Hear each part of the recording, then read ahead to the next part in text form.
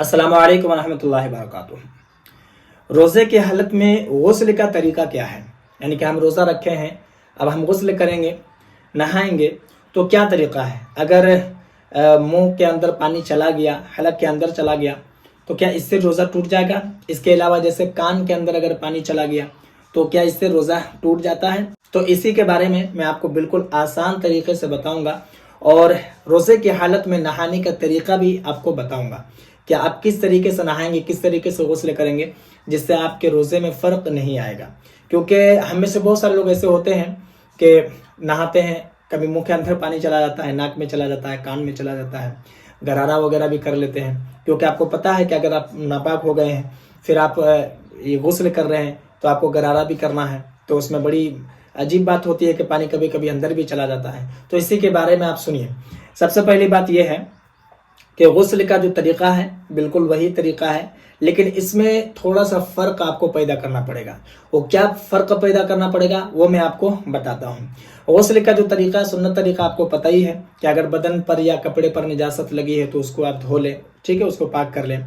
अगर इस्तिंजा लगा है तो इस्तिंजा वगैरह कर लें, फिर इस्तिंजा की जगह को धो लें आप, फिर नमाज के जैसा वज़ू बना लें आप। उसके बाद फिर दाएं कंधे में पानी, बाएं कंधे पर पानी, पूरे बदन पर पानी।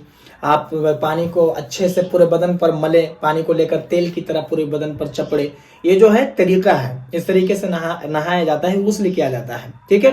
गुस्ल के जो फराइज है वो आप सुनिए, यहाँ पर आपको तवज्जो देने की जरूरत है। गुस्ल के जो फराइज है वो 3 हैं कि अगर आप ये तीनों फराइज अदा नहीं करते हैं और अगर आप नापाक हैं तो आपका गुस्ल मुकम्मल ही नहीं होगा, आप नापाक ही रहेंगे। उसी हालत में अगर आप नमाज पढ़ते हैं, कुरान पढ़ते हैं, तो उसका कोई सवाब आपको नहीं मिलेगा, नमाज भी आपकी नहीं होगी क्योंकि आप नापाक हैं, ठीक है। तो तवज्जो यहाँ पर आप दीजिए क्या करना है और क्या फ़र्क है। नंबर 1, गुस्ल के जो फराइज है, तो नंबर 1 क्या है कि मुंह में पानी लेकर कुली करना। तो यहाँ पर क्या है, आप किताबों में पढ़े होंगे या सुने होंगे उलमा से कि जब हम मुंह में पानी लेकर कुली करते हैं तो इस तरीके से कुली करना है कि गोशे गोशे तक पानी चला जाए, कहीं पर भी पानी बाकी ना रहे पहुंचने में।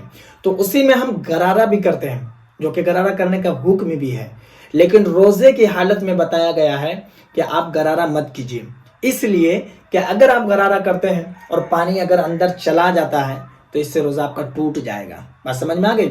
हाँ, अनजाने में अगर पानी चला गया, अनजाने में, जैसे हम तालाब में नहा रहे हैं, नहर में नहा रहे हैं, नदी में नहा रहे हैं, तो ऐसा कभी कभी होता है कि पानी अंदर चला जाता है, तो ऐसी सूरत में आपका रोजा नहीं टूटेगा।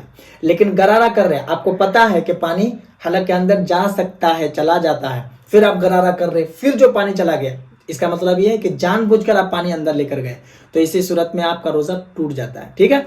अब दूसरा क्या है, नाक में नरम हड्डी तक पानी चढ़ाना, ठीक है। तो जब हम नाक में नरम हड्डी तक पानी चढ़ाते हैं तो हल्का सा ऊपर की जानिब खींचते हैं ताकि पानी नरम हड्डी तक अच्छे से पहुंच जाए।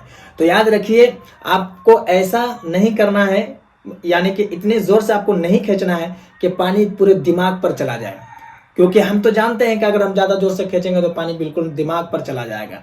तो आपको ऐसा भी नहीं करना है, ठीक है। और नंबर 3, पूरे बदन पर पानी बहाना, इस तरीके से पानी बहाना कि बदन के एक बाल के बराबर भी कहीं सूखा न रह जाए।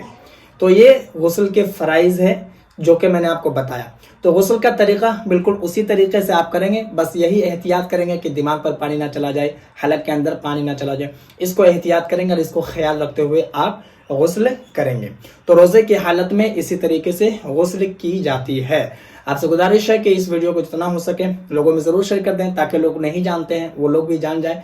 बाकी अगर आपके मन में कोई सवाल या फिर कोई डाउट हो तो आप मुझे कमेंट पर जरूर बताएं, और अगर नए हैं चैनल पर तो चैनल को भी जरूर सब्सक्राइब कर लें।